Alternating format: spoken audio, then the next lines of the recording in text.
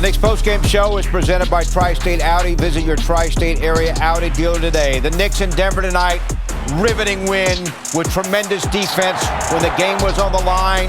Great hustle as well. Julius Randle was a force on both ends. Look at him give up the body. He had 34 points and that beauty to Jalen Brunson. And then Denver down 3. Watch the defense here from Emmanuel Quickly and Jamal Murray. Look at the work from Quickly. Murray trying to force overtime, not even close.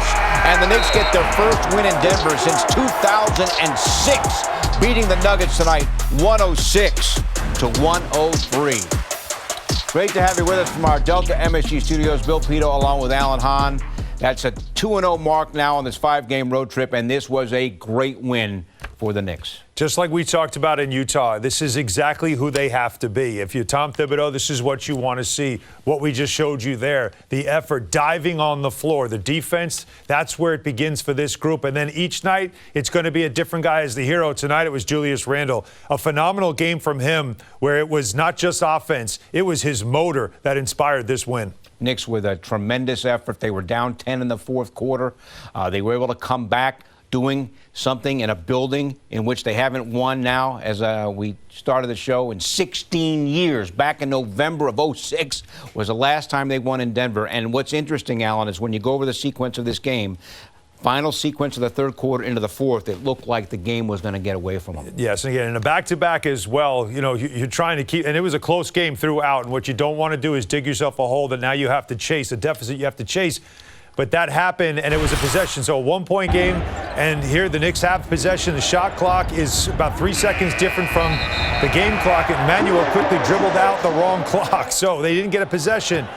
And here comes Bones Highland, who just is lights out from 3. He nails that, and so there's a huge turnaround there. We begin the fourth quarter, and possession to the Denver Nuggets, and here's Highland again, hits the 3 and 1. 7 points, and now you're down by 8.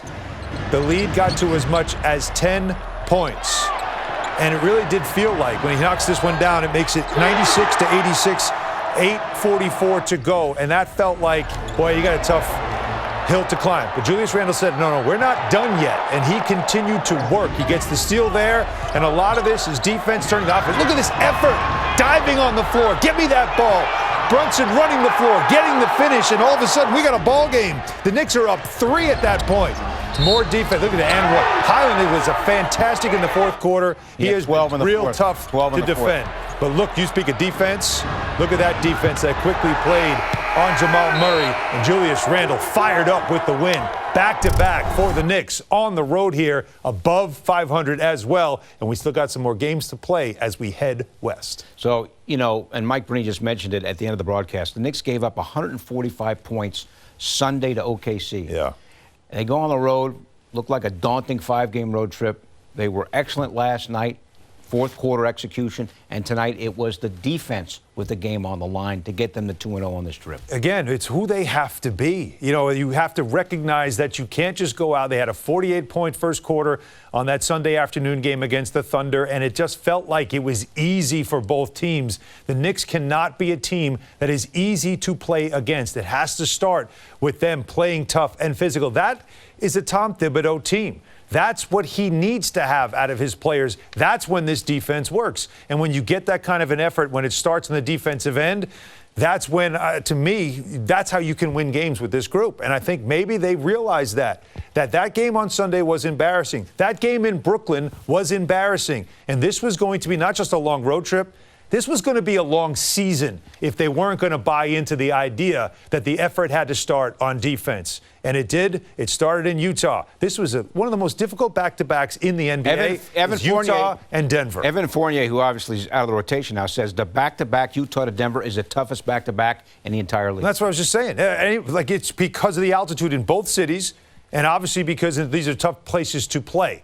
So to get this, to sweep this, and yes, no Nikola Jokic. You have to point that out. Of course, he's a huge part of Denver. But Denver had a 10-point lead in their building in the fourth quarter, and they kept fouling because the Knicks kept playing hard. They were forcing them to defend. They get to the line, they get stops, and they get a big win. Julius Randle was absolutely fantastic on both ends. Season high 34 points. And what I think was really important is in the first quarter, Denver got off to a really good start. Randle hit 9 straight points to keep the Knicks in it, and that was just the beginning of what was just a great night for him. A tone-setting night for Julius Randle. Remember, as the story goes, the group went out on Monday night, watched a little Monday Night Football, and had some conversations as well. Julius Randle was the one who organized that, and they just talked about what they need to become. And so he might not have had a huge night in Salt Lake City, but he had a huge night when it really was needed on a back-to-back in Denver, because he had the hot hand early, knocked down some threes early. He had an N1 that really got him into a rhythm. And then the rest of the game, he was in beast mode. And I just love, look, we know he's a great scorer, but these are the plays I love. That offensive rebound we just showed, this hustle play, and then this, the top of him. When you talk about a play of the year for him, when he's playing that hard, where his motor is at 100 and he's diving on the floor, look how it inspires his teammates. Look what it does for this team. That's the Julius Randle that the Knicks need night in and night out, because that's a Julius Randle you can win with. A couple of things here. R.J. Barrett, Mike Breen talking about it during the broadcast, seems to be under the weather, not 100% physically. He goes 4 for 18, scores 11 points. They're able to withstand that, and they're also to overcome shooting only 8 of 34 from downtown. Against the best three-point shooting team in the league. And they looked like they couldn't miss from three throughout pockets of this game, but you were able to withstand all of that because excellent defense, the opportunistic rebounding, and the hustle plays. Getting those extra possessions just basically off steals, off effort, off hustle. That was important. But I'm telling you, Denver had this game wrapped up. They started fouling. Why? Because the Knicks kept attacking them, forcing them to play defense. They didn't give in. It was an easy time for a team in a back-to-back, down 10 on the road in Denver, to let go of the rope. We were watching, and you thought, what fatigue's going to get him. And for first, it looked like it was going to. First half of the fourth quarter. Well, the Quickly thing was a fatigue mistake. Right. Him letting the shot clock run out, that's a fatigue mistake. And then going down quickly right out of the break, right out of the fourth quarter. A lot of times a team might on the road let go of the rope. They didn't, and they didn't because Julius Randle wouldn't let them. All right.